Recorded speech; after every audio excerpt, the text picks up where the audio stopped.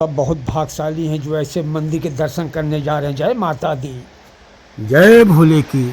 आज आप लोगों को हटकेश्वर महादेव मंदिर जो रायपुर के छत्तीसगढ़ में बना हुआ है, बहुत ही पुराना मंदिर ये है और काफी इसकी मान्यता है, पौराणिक कथाएं इससे बहुत सी जुड़ी हुई हैं। जहां पर 500 साल से पुराना यहाँ पर जो जल रही है, भूमि जल रही है, जो कि आप देखेंगे तो कहेंगे वाह, वास्तव में दशा राजधानी रायपुर के केवल 10 किलोमीटर दूर दारुल नदी के किनारे एक अलौकिक मंदिर है, जहां महादेव के भक्तों की रोजाना भीड़ लगती है। महाशिवरात्रि के अवसर पर मंदिर में बड़ी संख्या में श्रद्धालु पहुंचते हैं। इस मंदिर की स्थापना और मान्यता विशेष महत्व है। मंदिर में शिवलिंग के पास राम, जानकी, लक्ष्मण की प्रतिमाएं हैं। महादेव को बजरंगबली अपने कंधों पर लेके आए थे। जी हाँ, महादेव घाट में शिवलिंग की स्थापना की कहानी पुरानी है। मंदिर के पुजारी इसे त्रेता युग से जोड़ के बताते हैं। जब राम, सीता और लक्ष्मण भाई वनवास में गए थे, वहीं बजरंगबली अपने कंधे पर महादेव को दारुल नदी के किनारे लेकर आए थे। इसके चलते इस मंदिर की लोकप्रिय केवल राज्य में ही नहीं, देश भर में मशहूर है। देश भर से लोग यहाँ पर आते हैं। ऐसे दिव्य और भव्य मंदिर के दर्शन आप कर पा रहे हैं। जय माता दी।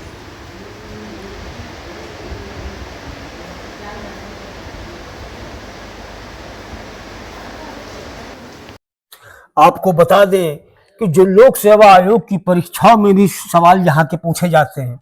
बताया गया है कि 1400 ईस्वी के कैचुरी शासक भोमर देव के पुत्र राजा रामचंद्र ने इसका निर्माण करवाया था। 500 साल से जल रही अखंड भूमि दारुल नदी राजधानी रायपुर की जीवन रेखा है। शहर को पानी पीने का इसी नदी से मिलता है, इसलिए इस इलाके में महादेव घाट के रूप से प्रसिद्ध है। नदी के घाट से सीढ़ियां मंदिर के प्रवेश तक बनाई गई हैं। महादेव के भक्त दारुल नदी के बाद मंदिर में प्रवेश करते हैं और मंदिर के चढ़ावे में भक्त चावल लेके जाते हैं। जहां कई अलग अलग मूर्तियां हैं, जहां भक्त चावल के दाने चढ़ाते हैं। वहीं मंदिर में 500 साल से लगातार अखंड धूनी प्रज्वलित हो रही है। महादेव की भक्त धूनी की धूनी प्रतिदिन माथे पर लगाते हैं और लेके घर जाते हैं।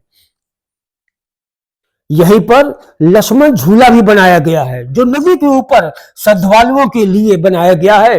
प्रदेश भर से लोग यहाँ पहुंचते हैं और सुबह शाम लक्ष्मण झूले का आनंद लेते हैं। तो आप भी आइए, यहाँ का आनंद लीजिए। अब आपको महाराज जी से कुछ वार्तालाप कराते हैं।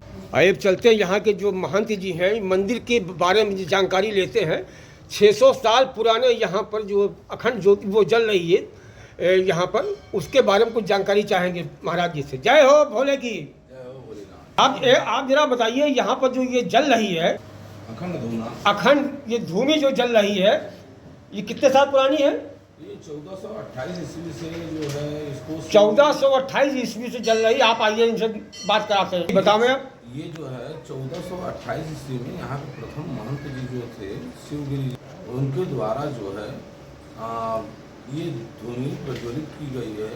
इसमें जो है विशेष रूप से चिताओं की लकड़ी व बाहर से भी लकड़ी लाया जाता है। भक्तगण भी देखते हैं। ये 24 घंटा 12 माह ये प्रज्वलित रहता है। ये लगभग 600-650 वर्षों से प्रज्वलित है, जो कि यहाँ की कहा जाता है कि भगवान भोलेनाथ के स्थान पर अखंड धूना बड़ा महत्व रखता है। भगवान शिव जी धूना रमाते हैं, तो जहाँ धूना होता है बाबा का, वहाँ भगवान साक्षात स्वरूप में स्थापित होते हैं। और यहाँ का जो शिव मंदिर जो है 1428 ईस्वी में ब्रह्मदेव राजा कलचुरी साम्राज्य के जो राजा थे, वह यहाँ पर आए हुए थे शिकार के लिए। अचानक घोड़े के पैर में मोच लगने के कारण जो घोड़ा गिर पड़ा, तो राजा साहब को भी मोच लगा। तो अपने मंत्रियों से कहा, ये पत्ती गंगालियों को हटा करके देखिए इसमें क्या है। तो वहाँ पे हटा के देखा गया तो शिवपिंड दिखाई दिया। शिवपिंड में निकटतम एक नदी प्रवाह हो रहा था।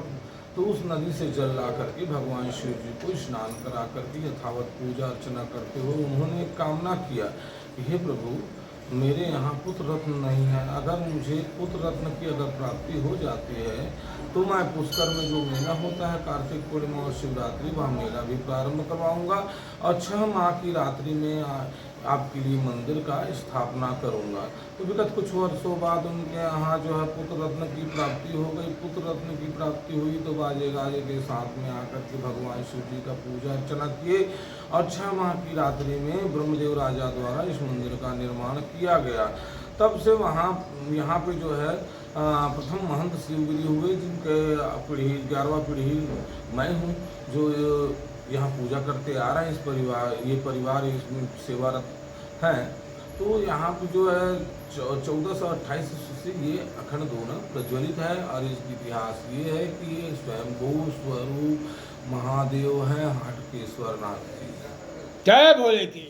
इसके बारे में आप लोगों ने इतनी सुंदर जानकारी महाराज जी से जानकारी लिया है। जब भी आपको मौका लगे एक बार रायपुर अगर आते हैं तो इस महादिव्य दरबार के दर्शन करने जरूर आइए। जय भोले की। जय भोले की। आप लोगों ने महाराज जी की बातों को सुना, आनंद लिया। जब भी आपको अवसर मिले या रायपुर छत्तीसगढ़ में आवे, इस दिव्य मंदिर भव्य मंदिर का दर्शन एक बार जरूर करें। प्रेम से बोलिए हर हर महादेव, जय शिव शंकर।